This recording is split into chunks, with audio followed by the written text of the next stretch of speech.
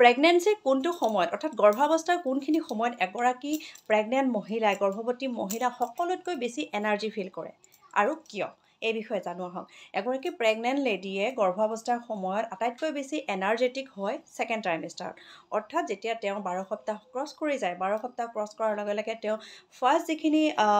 hormonal change হৈছিলে hormonal change হোৱাৰ লগে লগে যিখিনি তেওঁ ফিজিকেল প্ৰব্লেম পাইছিলে নচিয়া ভমিটিং তাৰপিছতে আপোনাৰ ফেইণ্টিং অৰ্থাৎ মূৰ্ছা যোৱা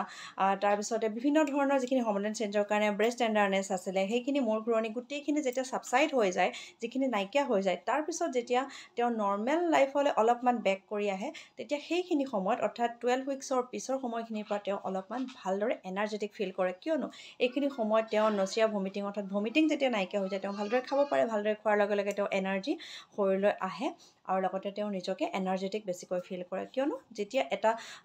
প্ৰব্লেম হৈ থাকিব যিকোনো ধৰণৰ প্ৰব্লেম আমাৰ শৰীৰত ঘটি থাকে তেতিয়াহ'লে আমি অলপমান উইক ফিল কৰি থাকোঁ বা আমি অলপমান ষ্ট্ৰেছত ভুগি থাকোঁ গতিকে সেই প্ৰব্লেমখিনি ফাৰ্ষ্ট 3 মাহৰ যিখিনি কনচিকুৱেঞ্চ থাকে যিখিনি প্ৰব্লেম থাকে যিখিনি মৰ্ণিং ছিকনেছৰ পৰা আৰম্ভ কৰি যিখিনি প্ৰব্লেম থাকে ভাগৰ লগা বা তেনেকুৱাখিনি নাইকিয়া হৈ যোৱাৰ পিছত ছেকেণ্ড ট্ৰাইমেষ্টাৰ যেতিয়া আৰম্ভ হয় তেতিয়া এগৰাকী লেডিয়ে খুব বেছি ভালদৰে